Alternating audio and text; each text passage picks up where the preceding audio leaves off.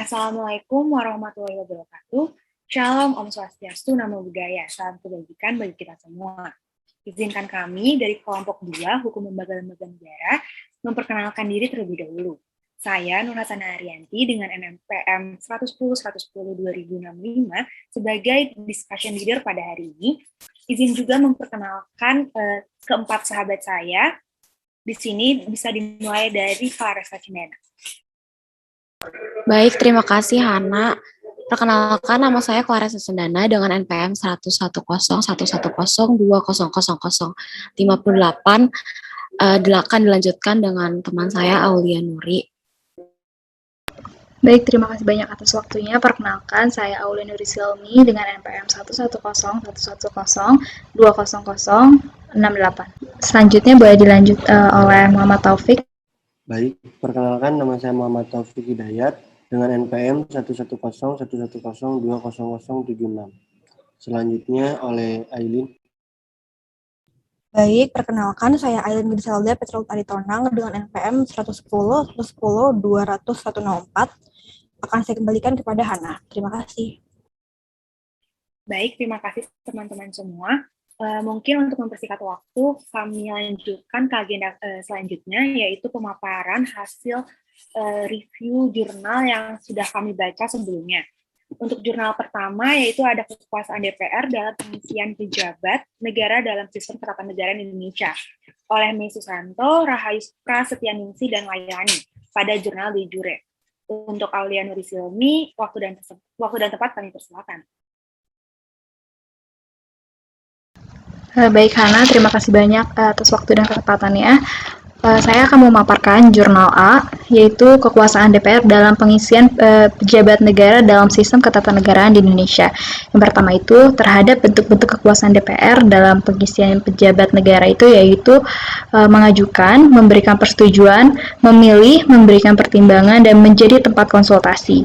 Yang kedua itu Undang-Undang Dasar NRI tahun 1945 setelah perubahan, berikut beberapa pasal yang menyaratkan keterlibatan DPR, yaitu yang pertama ada di pasal 13 ayat 2 yang berbunyi dalam hal mengangkat duta, Presiden memperhatikan pertimbangan Dewan Perwakilan Rakyat. Yang kedua, ada pasal 3A ayat 3 yang berbunyi Presiden menerima penempatan duta negara lain dengan memperhatikan pertimbangan Dewan Perwakilan Rakyat. Yang ketiga, ada pasal 23F ayat 1 yaitu berbunyi anggota Badan Pemeriksa Keuangan dipilih oleh Dewan Perwakilan Rakyat dengan memperhatikan pertimbangan Dewan Perwakilan Daerah dan diresmikan oleh Presiden. Yang keempat, ada pasal 24A ayat 3 perubahan ketiga Undang-Undang Dasar 1945 yang berbunyi calon hakim agung diusulkan Komisi Yudisial kepada Dewan Perwakilan Rakyat untuk mendapatkan persetujuan dan selanjutnya ditetapkan sebagai hakim agung oleh Presiden. Yang kelima, ada pasal 24B ayat 3 perubahan ketiga Undang-Undang Dasar 1945 yang berbunyi anggota Komisi Yudisial diangkat dan diberhentikan oleh Presiden dengan persetujuan Dewan Perwakilan Rakyat. Yang keenam itu ada pasal 24C ayat 3 perubahan ketiga Undang-Undang Dasar 1945 yang berbunyi Mahkamah Konstitusi mempunyai 9 orang anggota hakim konstitusi yang ditetapkan oleh Presiden yang diajukan masing-masing 3 orang oleh Mahkamah Agung, 3 orang oleh Dewan Perwakilan Rakyat, dan 3 orang oleh Presiden. Selanjutnya, ada pengisian pejabat negara dilakukan secara partisipatif dengan melibatkan publik atau rakyat sehingga tidak hanya mewujudkan pemerintahan atau DPR yang demokratis namun juga menciptakan masyarakat yang demokratis. Partisipasi publik yang disertai transparansi juga akan dapat menghilangkan bias politisasi dalam keterlibatan DPR tersebut.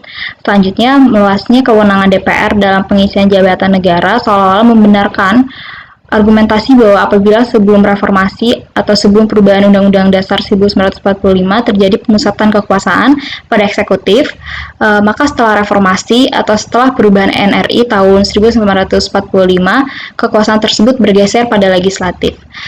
Sementara itu, dalam perspektif demokrasi dan check and balance, kekuasaan DPR dalam pengisian pejabat negara tersebut memiliki makna sebagai perwujudan daulat rakyat serta prinsip mengawasi dan mengimbangi antar cabang kekuasaan negara. Barangkali segitu pemaparan jurnal A. Saya kembalikan kepada Hana. Terima kasih. Baik, terima kasih Aulia Nuri atas pemaparannya. mungkin kami lanjutkan ke sesi selanjutnya, yaitu sesi tanya jawab. Bagi teman-teman yang ingin ada pertanyaan atau ingin bertanya, boleh raise hand.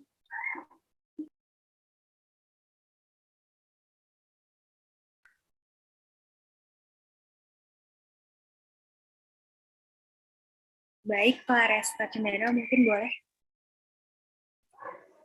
Baik, sebelumnya apakah suara saya terdengar? Terdengar. Oke, baik. Terima kasih Nur Hasana atas kesempatannya. Terima kasih juga Aul atas pemaparannya.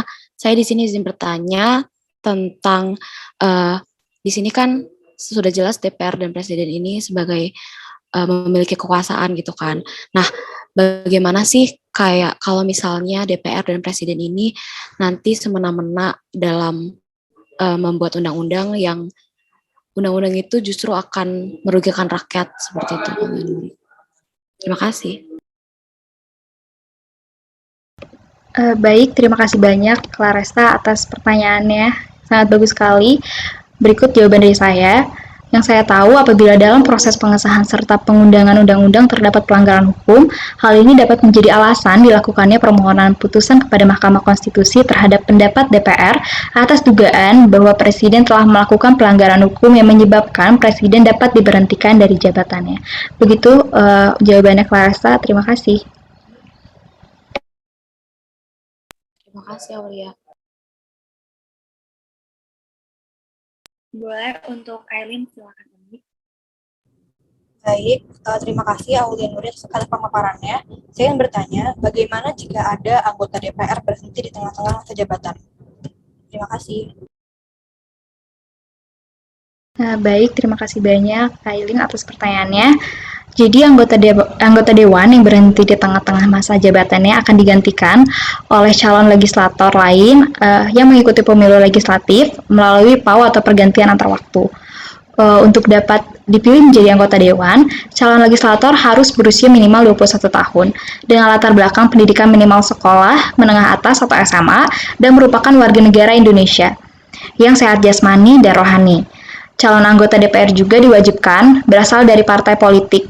Tidak ada individu yang berdiri sendiri atau independen. Apakah jawaban saya sudah mencukupi, Aileen? Selamat menjawab, terima kasih Aulia. Terima kasih kembali, Aileen. Baik, mungkin ada lagi teman-teman yang ingin bertanya. Izin bertanya. Dipersilakan. Oke, baik. Terima kasih waktunya. Saya akan bertanya, bagaimana cara menghilangkan bias politisasi dalam keterlibatan DPR tersebut? Baik, terima kasih banyak Taufik atas pertanyaannya. Ada 7 usulan model kekuasaan DPR dalam pengisian pejabat negara, yaitu yang pertama, memberikan persetujuan disertai pertimbangan, yang kedua, dibentuknya pansel untuk seleksi administrasi dan kesehatan, yang ketiga, dibentuknya tim pakar yang bermoral dan profesional, yang keempat, diterimanya catatan dan masukan masyarakat, yang kelima, dilakukannya fit and proper hanya sekali di DPR saja tanpa perlu dipansel agar tidak terjadi pengulangan dengan bantuan pakar tersebut. DPR melakukan fit and proper test untuk memperoleh kapasitas, integritas, dan ideologi perjuangan calon. Yang keenam, pakar mengusulkan calon yang layak disetujui. Terakhir, yang ketujuh, DPR memberikan keputusan persetujuan atau tidak persetujuan disertai catatan pertimbangan. Berikut jawabannya. Apakah ada pertanyaan lanjutan, Taufik? Baik, terima kasih Aulia. Baik, jika tidak ada yang bertanya lagi, kami akan melanjutkan ke jurnal yang kedua. Untuk jurnal yang kedua ada dengan judul Eksistensi Hak Budget DPR dalam Sistem Ketatanegaraan Indonesia oleh Mei Susanto pada PJIH. Untuk Saudara Claresta Cendana, dipersilakan.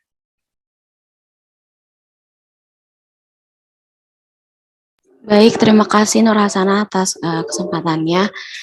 Di sini teman-teman semua saya akan menjelaskan sedikit tentang hak budget DPR menurut Undang-Undang 1945 sebelum perubahan.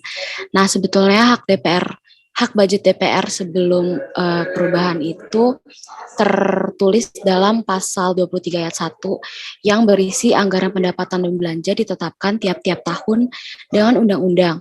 Nah, apabila Dewan Perwakilan Rakyat tidak menyetujui anggaran yang diusulkan pemerintah, maka pemerintah akan menjalankan anggaran tahun lalu. Jadi bisa persoalan persoalan hak budget DPR ini tuh kalau misalnya kita lihat semakin ke sini praktik penyelenggaraannya itu terbongkar banyak sekali perubahan-perubahan yang ada. Nah, pasal yang tadi yang saya sebutkan, pasal 23 ayat 1 itu menunjukkan bahwa hak budget DPR ini tuh memberikan sebuah persetujuan atau tindak persetujuan terhadap anggaran pendapatan dan belanja negara yang setiap tahunnya itu akan diusulkan oleh pemerintah itu sendiri. Nah, sebagaimana disebutkan bahwa DPR tiap-tiap tahun ini akan menetapkan bersama dengan pemerintah anggaran penghasilan dan belanja negara. Makanya itu akan dinamakan sebagai bahasa Latin yaitu Begrotingsrecht. Nah, hal di sini yang ada hal yang menarik dari pasal 23 ayat 1 ini adalah suatu ketentuan mengenai kondisi ketika DPR menolak atau tidak menyetujui anggaran yang diusulkan oleh pemerintah tadi, maka pemerintah itu dapat menjalankan anggaran tahun lalu. Jadi kalau misalnya anggarannya tidak disetujui atau tidak sesuai itu bisa memakai anggaran yang sudah dibuat tahun lalu. Nah, berarti hal itu mengartikan bahwa hak budget DPR itu tidak akan membuat pemerintah itu dalam keadaan shutdown atau mati seperti yang terjadi waktu itu di Amerika Serikat. Lalu saya akan melanjutkan kembali ke hak budget DPR saat Undang-Undang RIS dan Undang-Undang Sementara 1950. Untuk Undang-Undang Konstitusi RIS itu diatur dalam pasal 168 dan 170. Sedangkan dalam Undang-Undang RIS, Undang-Undang Sementara 1950 diatur dalam pasal 114. Di dalam Undang-Undang RIS terdapat beberapa perubahan-perubahan karena mungkin banyak sekali masyarakat dan pemerintah atau DPR itu menginginkan banyak perubahan. Misalnya dalam Undang-Undang Konstitusi RIS yang diatur dalam pasal 168 itu berisi tentang usul Undang-Undang Penetapan Anggaran Umum oleh pemerintah dimajukan kepada DPR. Nah, sebelum permulaan masa yang berkenaan dengan anggaran itu sendiri, maka itu tuh nggak boleh lebih dari 2 tahun. Lalu, usul Undang-Undang Pengubahan Anggaran Umum tiap-tiap kali jika perlu dimajukan oleh pemerintah kepada DPR itu sendiri. Kemudian usul undang-undang yang dimaksud dalam kedua ayat 1 dan ayat 2 tadi akan dirundingkan oleh Senat atas dasar ketentuan-ketentuan bagian 2 bab yang tadi sudah disebutkan. Kemudian untuk pasal 170-nya berbunyi tentang pengeluaran dan penerimaan Republik Indonesia Serikat ditanggungjawabkan kepada DPR sambil memajukan perhitungan yang disahkan kepada Dewan Pengawas Keuangan menurut aturan-aturan yang diberikan dengan Undang-Undang Federal. Lalu untuk Undang-Undang Sementara 1950 ada oleh pasal 114 berbunyi tentang usul Undang-Undang Penetapan Anggaran Umum oleh pemerintah dimajukan kepada DPR sebelum permulaan masa yang berkenaan dengan anggaran itu. Masa tersebut tidak boleh lebih dari 2 tahun, seperti yang tadi saya sudah jelaskan. Lalu, usul undang-undang yang tadi, untuk pengubahan anggaran umum yang tadi, tiap-tiap kali jika dimajukan pemerintah kepada DPR, bakal merubah ada ke pasal 116 Undang-Undang Sementara 1950. Baik, saya akan lanjut kepada hak budget DPR RI menurut undang-undang setelah perubahan. Nah, teman-teman untuk yang ini itu diatur di pasal yang berbeda lagi, yaitu em, pasal pasal 23 yang berbunyi anggaran pendapatan dan belanja negara sebagai wujud dari pengelolaan keuangan negara ditetapkan tiap tahun dengan undang-undang dan dilaksanakan secara terbuka dan bertanggung jawab. Lalu rancangan undang-undang anggaran pendapatan dan belanja negara diajukan oleh Presiden untuk dibahas bersama Dewan Perwakilan Rakyat dengan memperhatikan pertimbangan DPD. Lalu, apabila Dewan Perwakilan Rakyat ini tidak menyetujui rangkaian anggaran yang tadi, akan diusulkan oleh Presiden. Nah, pemerintah bakal menjalankan anggaran pendapatan dan belanja negara itu dengan acuan tahun lalu. Kemudian, untuk yang selanjutnya ada hak budget DPR dalam Undang-Undang Keuangan Negara dan Undang-Undang MD3. Nah, ini tuh ada melibatkan DPR dan terdapat 5 poin di sini. Poin yang pertama, ada tahap pembicaraan pendahuluan penyusunan APBN. Yang kedua, ada tahap pembahasan RUU APBN. Dan yang ketiga, ada tahap laporan realisasi semester 1 dan prognosis semester 2. Lalu yang keempat, tahap pembahasan APBN perubahan APBN yang sebelumnya. Lalu yang terakhir, yang nomor 5, ada tahap pertanggungjawaban atas pelaksanaan APBN. Lalu di sini ada putusan Mahkamah Konstitusi nomor 35 Peraturan Undang-Undang 11 tahun 2013 terhadap hak budget DPR. Nah, ini tuh pada pasal 15 ayat 2 dan disebutkan ini tentang Undang-Undang Keuangan Negara maupun pasal 107 ayat 1 huruf C, pasal 156 huruf C angka 2, lalu ada juga di pasal 157 ayat 1, lalu di pasal 159 ayat 5 disebutkan bahwa keterlibatan DPR dalam pembahasan APBN ini sendiri itu mulai dari unit organisasi, fungsi, program, kegiatan, dan jenis belanjanya itu sendiri. Baik, mungkin itu sedikit yang bisa saya jelaskan dari saya. Terima kasih, saya akan kembalikan ke discussion leader Nur Hasan. Baik, terima kasih Clarissa Pujana. Untuk teman-teman, apakah ada yang mau bertanya? Mungkin jika apakah saya diperbolehkan untuk bertanya terlebih dahulu, teman-teman? Diperbolehkan, anak. Oke, Clarissa di sini saya ingin bertanya, mengapa hak budget DPR tidak berjalan lagi setelah tahun 1960? Terima kasih. Karena, mohon maaf, apakah boleh diulang pertanyaannya? Mengapa hak budget DPR tidak berjalan lagi setelah tahun 1960? Oke, baik. Terima kasih, Hana, atas pertanyaannya. Saya izin langsung menjawab pertanyaan Hana. Kenapa? Karena sebetulnya setelah tahun tersebut, setelah tahun 1960 itu, pemerintah tidak lagi menjalankan rancangan undang-undang untuk APBN. Nah, dan untuk mendapat persetujuan DPR sebelum berlakunya tahun anggaran yang bersangkutan itu, jadinya sudah tidak diituin lagi. Apakah sudah jelas, Nur Hasana? Baik, terima kasih Pak Esa. Baik, oke, terima kasih. Ya, terima kasih banyak. Terima kasih kembali, Kak Resta. Mungkin untuk mempersingkat waktu, kita lanjutkan kepada jurnal yang selanjutnya, yaitu jurnal dengan judul Hak Angket sebagai Fungsi Pengawasan DPR oleh Meg Susanto pada jurnal Judisial, yang akan saya sampaikan sendiri. Mungkin boleh di next slide.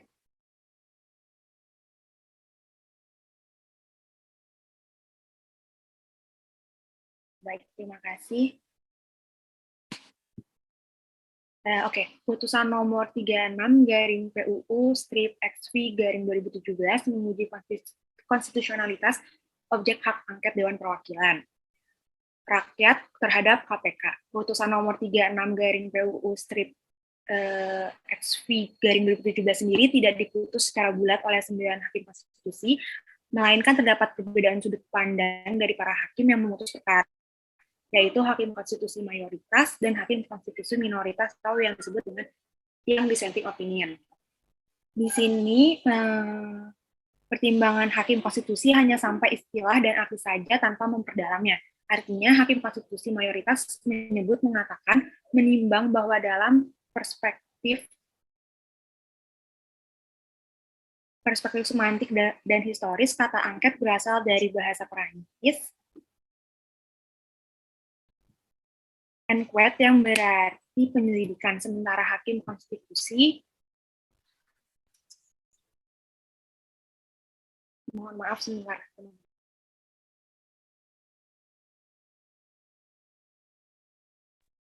saya ulangi kembali, di sini pertimbangan hakim konstitusi hanya sampai istilah dan arti saja, tanpa memperdalamnya. Hakim konstitusi mayoritas mengatakan menimbang bahwa dalam perspektif semantik dan historis, kata angket berasal dari bahasa Prancis atau enquête, yang berarti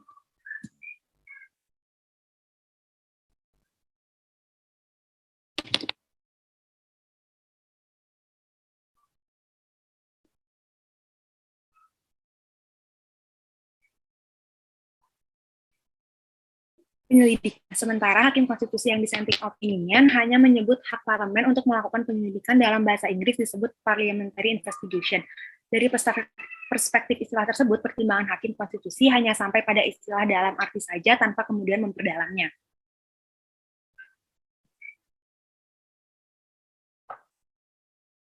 Lalu yang kedua, apa perbedaan antara penyelidikan hukum acara pidana dan penyelidikan hak angket?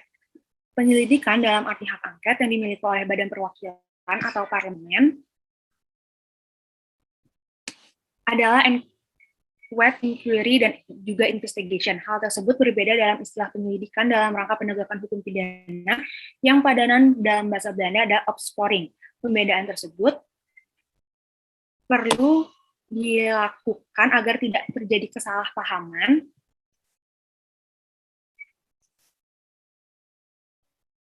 mohon maaf, saya harus off cam karena jaringan tidak memungkinkan. Saya lanjutkan, pembedaan tersebut perlu dilakukan agar tidak terjadi kesalahpahaman dalam memaknai penyelidikan dalam hak angket yang dilakukan dalam rangka penegakan hukum pidana.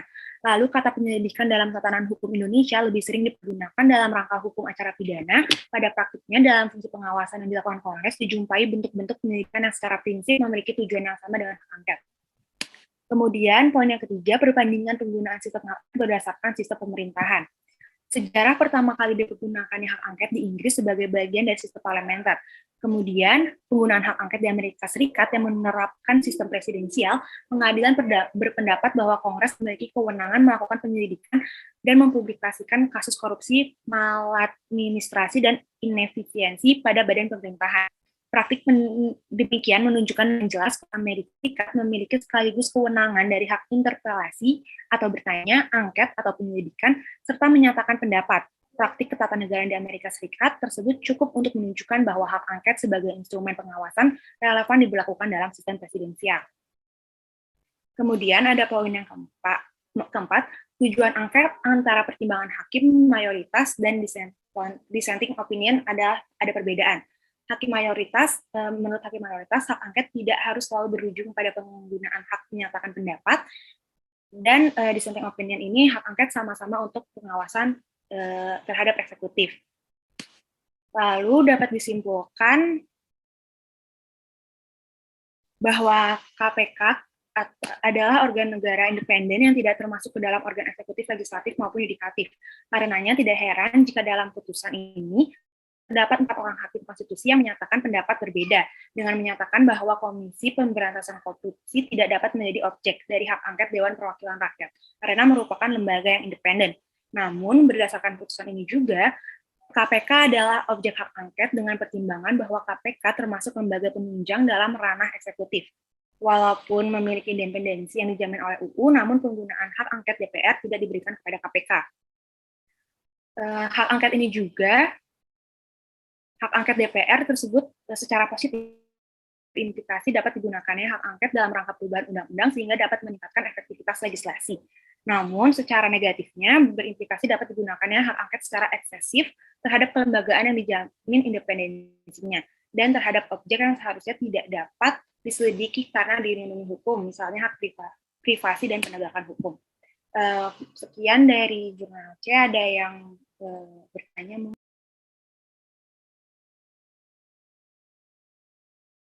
Untuk teman-teman yang ingin bertanya, boleh raise. Baik, Aulia Nuri, dipersilakan untuk bertanya. Baik, terima kasih banyak atas presentasinya, Hana. Izin bertanya, apakah permintaan hak bisa dilakukan seperti hak penyelidikan dalam konteks penegakan hukum seperti yang dilakukan oleh Dewan Perwakilan Rakyat? Terima kasih banyak. Mohon maaf, Aulia Nuri, karena jaringan jadi sempat terputus. Apakah diulangi? Baik. Apakah permintaan hak bisa dilakukan seperti hak penyelidikan dalam konteks penegakan hukum seperti yang dilakukan oleh DPR? Terima kasih. Langsung saya jawab. Permintaan hak bukanlah hak penyelidikan dalam konteks penegakan hukum seperti yang dilakukan oleh DPR ketika diselidiki Bulu-Gate, kasus BLDI, dan lainnya. Permintaan hak ini tidak dimaksudkan untuk menemukan bukti awal dugaan tindak pidana telah dilakukan.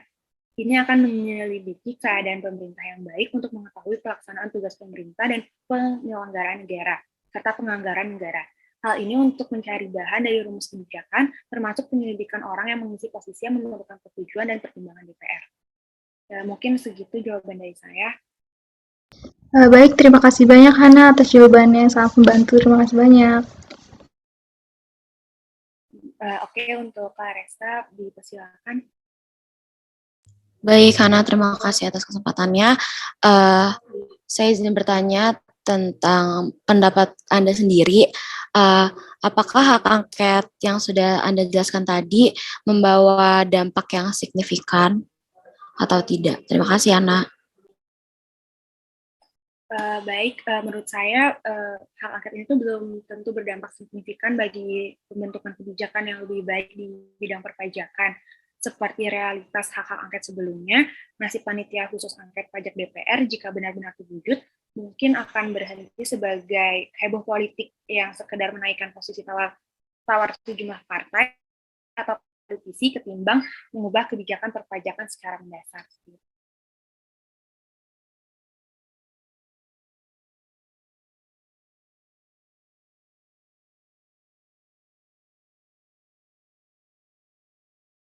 Apakah cukup menjawab, Pak Resna? Cukup menjawab, Hana. Terima kasih banyak. Oke, mungkin untuk mempersingkat waktu, kita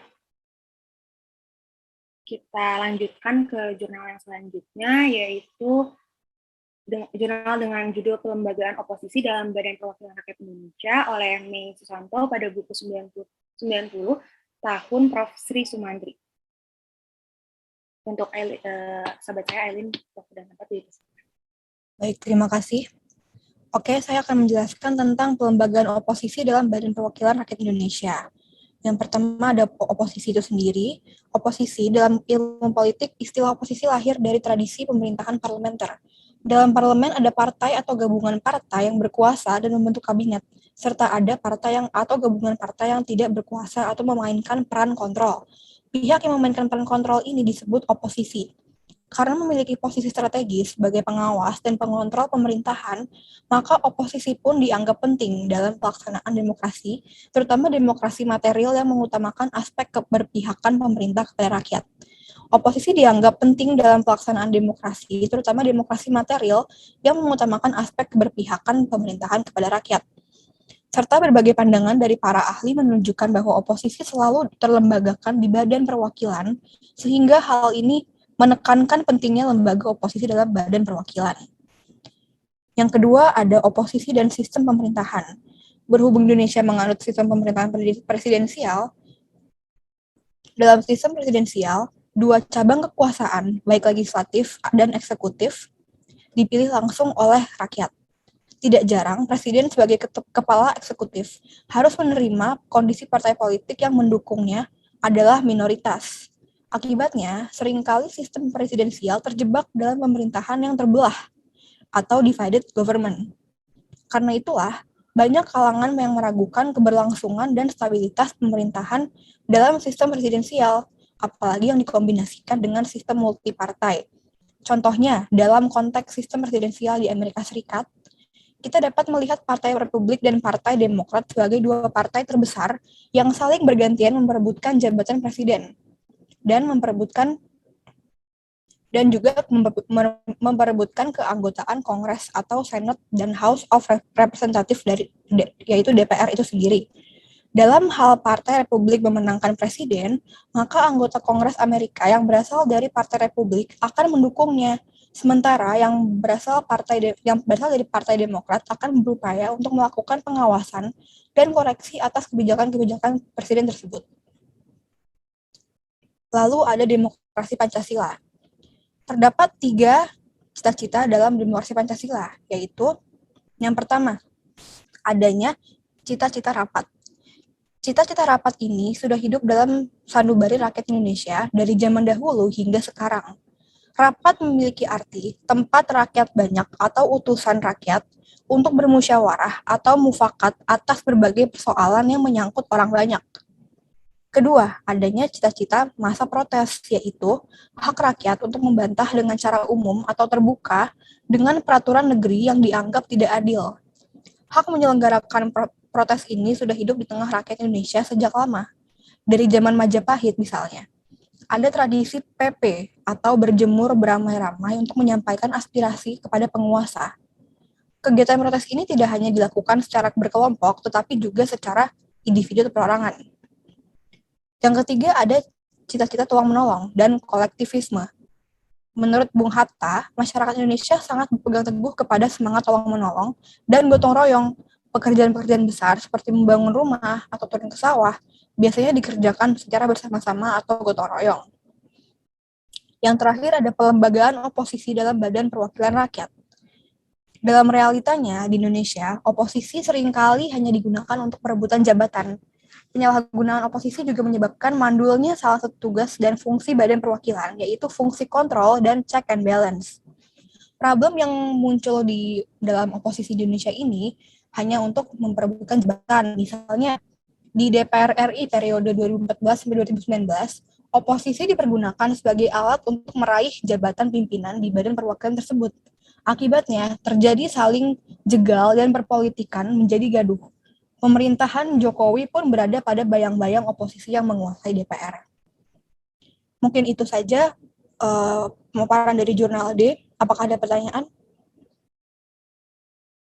Baik, mungkin untuk teman-teman yang ingin bertanya boleh raise hand atau on-mic saja. Baik, izin bertanya. Silakan Taufik. Oke, pertanyaan saya. Dalam pelembagaan oposisi dalam pemerintahan, bagaimana cara menstabilkan sistem pemerintahan presidensial tidak mudah dijatuhkan karena adanya anasir-anasir parlementer dalam sistem ketatanegaraan Indonesia? Baik, terima kasih Taufik atas pertanyaannya. Agar sistem pemerintahan presidensial tidak boleh dijatuhkan karena adanya anasir-anasir parlementer dalam sistem ketatanegaraan Indonesia seperti hak interpelasi, hak angket, dan hak menyatakan pendapat, maka hak-hak tersebut patut untuk ditinjau kembali dan harus ditegaskan bahwa hak-hak tersebut hanya sebagai instrumen pengawasan yang tidak dapat berujung pada penjatuhan presiden atau wakil presiden begitu saja. Presiden atau wakil presiden hanya dapat dijatuhkan melalui pranata impeachment yang terbatas. Selain itu, supporting system di DPR harus diperkuat. Contohnya, di Amerika Serikat itu terdapat Congressional Budget Office sebagai pendukung analisis dalam pembahasan anggaran di parlemen yang dianggap setara dan mampu mengimbangi the Office of Management and Budget milik Presiden Amerika. Atau kalau di Indonesia itu adalah Kementerian Keuangan atau Kementerian Bappenas. Kurang lebih seperti itu. Taufik, apakah menjawab? Baik, sangat menjawab. Terima kasih, Aileen.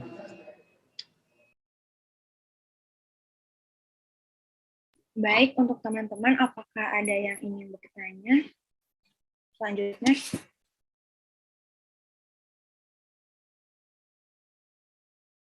Oke, jika tidak ada yang bertanya kembali, kami lanjutkan ke jurnal yang terakhir dengan judul Problematika Imunitas Hukum Anggota Parlemen ditinjau dari prinsip equality before the law, oleh Wenli R.J. Lolong pada jurnal Al-Ahkam.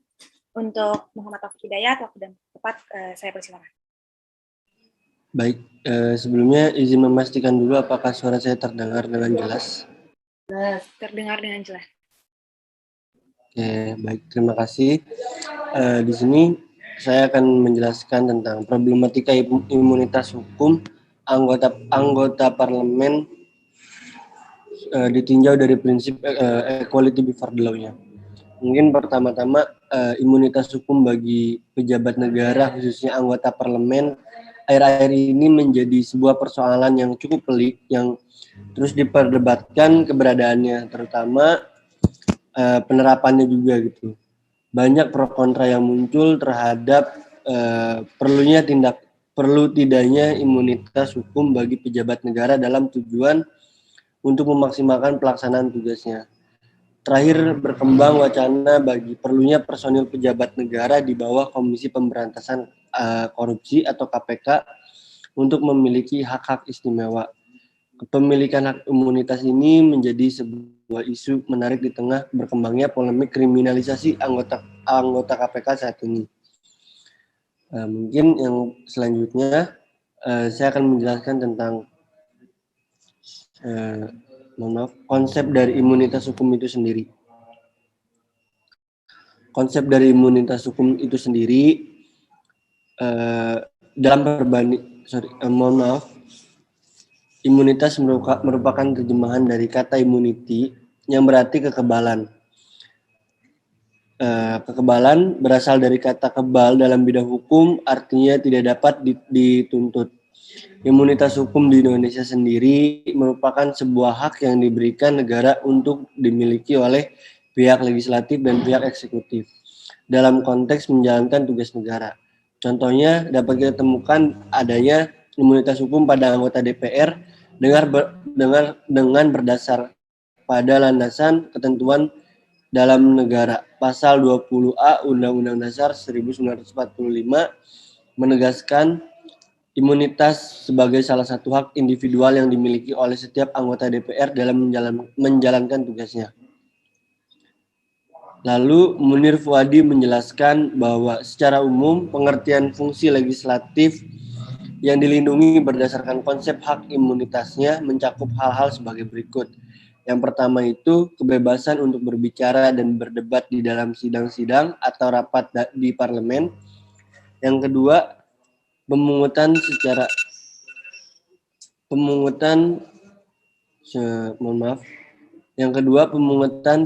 secara bebas di parlemen. Yang ketiga, penyediaan laporan-laporan fraksi, komisi atau pribadi anggota parlemen. Yang keempat, partisipasi dalam rapat sidang di parlemen atau dalam tinjauan lapangan secara resmi oleh parlemen atau anggota parlemen. Yang kelima, kebebasan untuk tidak ditangkap atau ditahan. Dan yang terakhir, kebebasan untuk tidak dituduh melakukan tindak pidana, penghinaan atau penistaan. Mungkin yang selanjutnya saya akan menjelaskan tentang prinsip equality before the law, yang mana teori ini berasal dari pengakuan terhadap individual freedom. Bertalian dengan hal tersebut, Thomas Jefferson pernah mengatakan bahwa that all men are equal, terutama dalam kaitannya dalam hak-hak dasar manusia.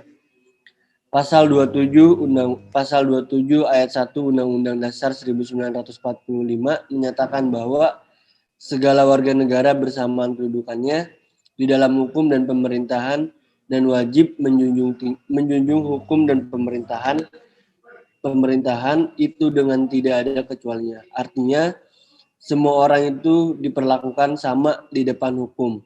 Dengan demikian, konsep equality before the law telah diintrodusir dalam konstitusi suatu pengakuan tertinggi dalam sistem peraturan perundang-undangan di tanah air. Namun, ironisnya dalam gambaran umum oleh masyarakat, maka hukum Indonesia masih didiskriminatifkan. Equality before the law sebagai sebuah prinsip pokok dalam penerapan hukum tidak dilaksanakan secara setara pada setiap individu, bahkan seringkali diabaikan kepentingan penguasa lebih mengedepankan dibandingkan kepentingan publik. Equality before the law sebagai prinsip kesetaraan di hadapan hukum menjadi minimal pengoperasian dan pengakuannya sebagai prinsip hukum umum ketika dihadirkan sebuah prinsip hukum yang lain seperti imunitas hukum pejabat negara. Baik, yang selanjutnya ada landasan yuridis imunitas hukum anggota parlemen di Indonesia.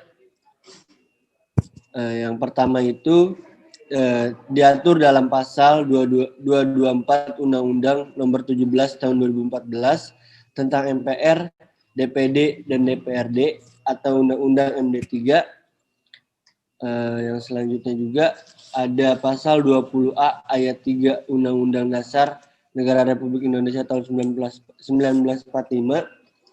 yang dinyatakan bahwa selain hak diatur dalam pasal-pasal lain Undang-Undang Dasar ini, DPR mempunyai hak mengajukan pertanyaan, menyampaikan usul dan pendapat, serta hak imunitas lainnya.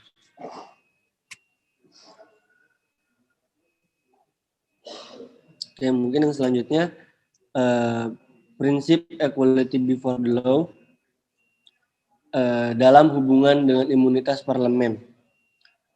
Dalam dalam perbandingan dengan keberadaan imunitas hukum dari pejabat, mohon maaf sebentar.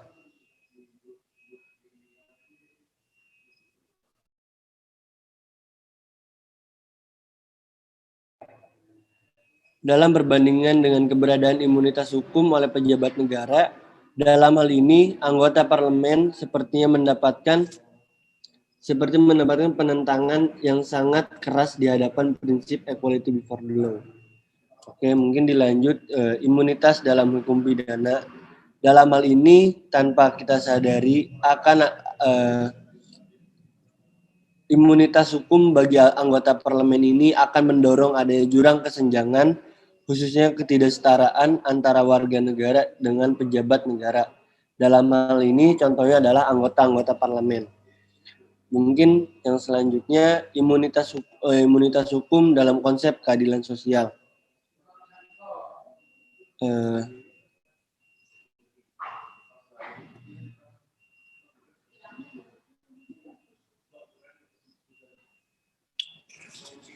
Baik, jika kemudian secara terus-menerus keadilan itu diajukan untuk menggugat kekokohan asas hukum seperti imunitas hukum pejabat negara ini, maka sederhananya ialah bahwa di sini imunitas hukum dari pejabat negara ketika diterapkan ialah tidak adil bagi warga negara lainnya.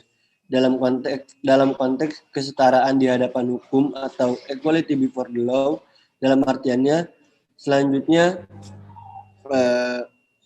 merujuk kepada bagaimana keadilan tidak menjadi sebuah konsep yang berada di luar jangkauan praktis, namun dengan nyatanya mampu hadir di tengah-tengah kehidupan hukum di masyarakat.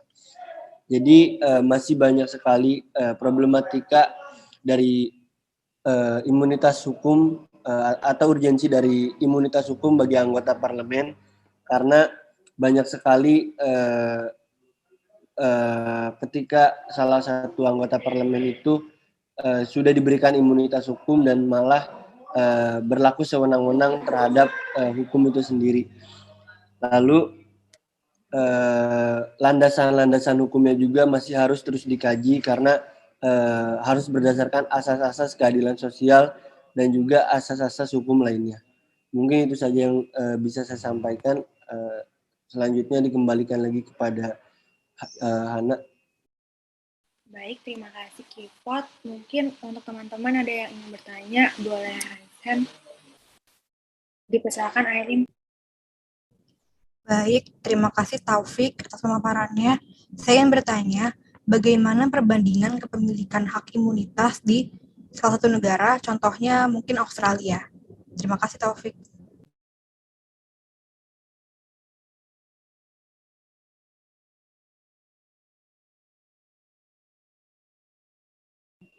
Oke, di sini saya mengutip Aulawi dari Simon Wigli bahwa hak imunitas dapat dipersamakan dengan hak imunitas legislatif. Pada dasarnya di Australia ini merupakan suatu sistem yang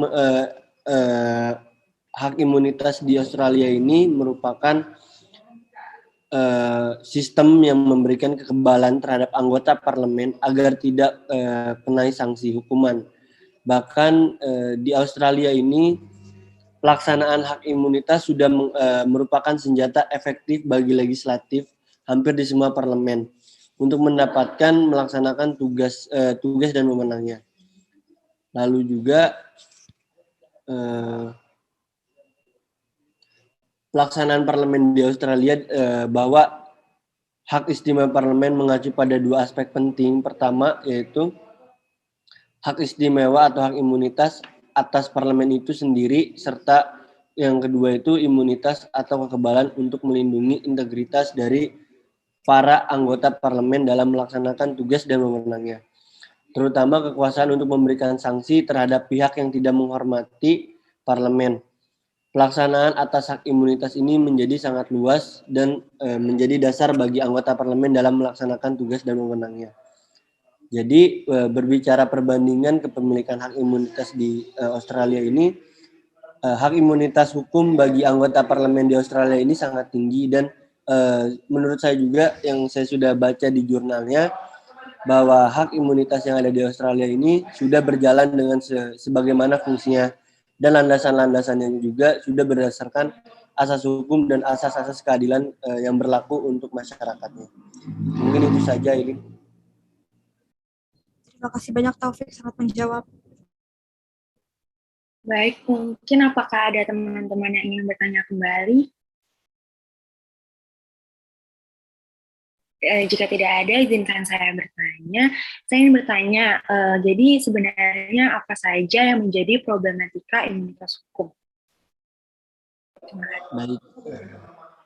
Baik, saya izin menjawab, Hana. Menurut saya yang menjadi problematika imunitas hukum adalah urgensinya apa dulu dan apakah emang sudah penting adanya itu, karena menurut saya dengan adanya imunitas hukum itu menjadi ada suatu ketakutan dalam pribadi saya adalah sewenang-wenangan tata cara pelaksanaan tugasnya itu di setiap anggota parlemen, dan yang menjadi masalahnya itu juga adalah landasan-landasan yuridisnya seperti yang sudah saya jelaskan tadi, bahwa landasan-landasan yuridis saat ini tentang imunitas hukum bagi anggota parlemen itu belum sesuai dengan landasan-landasan yang sebagaimana mestinya, dan masih banyak juga tidak sesuai dengan aturan-aturan yang berlaku pada aturan-aturan sebelumnya. Segitu saja, Hana. Bagaimana?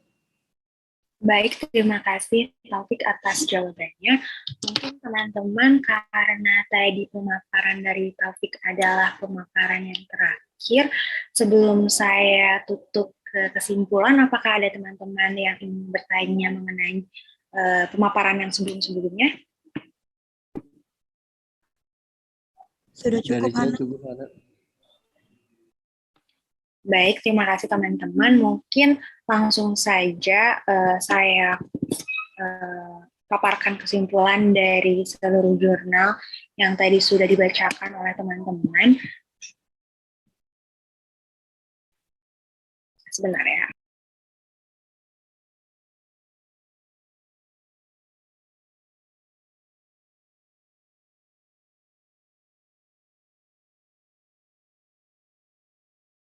Baik, untuk kesimpulan dari jurnal A, yaitu kekuasaan DPR dalam pengisian pejabat negara dalam sistem ketatanegaraan Indonesia mengalami perkembangan yang signifikan. Jika sebelum perubahan UUD NRI tahun 1945, DPR tidak terlibat sama sekali dalam pengisian pejabat negara, maka pasca perubahan UUD NRI tahun 1945, kekuasaan DPR menjadi terlibat dalam pengisian beberapa pejabat negara. Pengaturan keterlibatan DPR tersebut juga berkembang tidak hanya dalam UUD NRI tahun 1945, tetapi juga dalam peraturan perundang-undangan di bawahnya, baik di tingkat undang-undang, peraturan pemerintah maupun peraturan presiden. Lalu kemudian kesimpulan jurnal B, eksistensi hak budget DPR dalam sistem ketatanegaraan Indonesia masih diakui dalam UUD 1945 setelah perubahan, walaupun tidak secara expressis verbis disebutkan hak budget melekat secara inherent dalam fungsi anggaran DPR, sebagaimana disebutkan dalam pasal 20A dan pasal 23 ayat 2 dan 3 hak 23 pasal 23 ayat 2 dan 3. Hak budget DPR tersebut ada sebagai perwujudan dianutnya kedaulatan rakyat atau demokrasi, sehingga menempatkan posisi DPR lebih tinggi sebagai pemberi persetujuan dalam pembahasan RAPBN. Lalu kesimpulan jurnal C, Komisi Pemberantasan Korupsi adalah objek hak angket DPR dengan pertimbangan bahwa KPK termasuk lembaga penunjang dalam ranah eksekutif.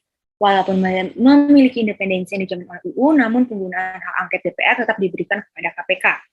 Putusan tersebut juga mengkonstruksi KPK sebagai lembaga negara penunjang dalam ranah eksekutif yang independen, namun tetap dapat menjadi objek hak angket DPR tersebut secara positif berimplikasi dapat digunakannya hak angket dalam rangka perubahan UU sehingga dapat meningkatkan efektivitas legislasi. Namun secara negatif berimplikasi dapat digunakannya hak angket secara eksesif terhadap kelembagaan yang dijamin independensinya.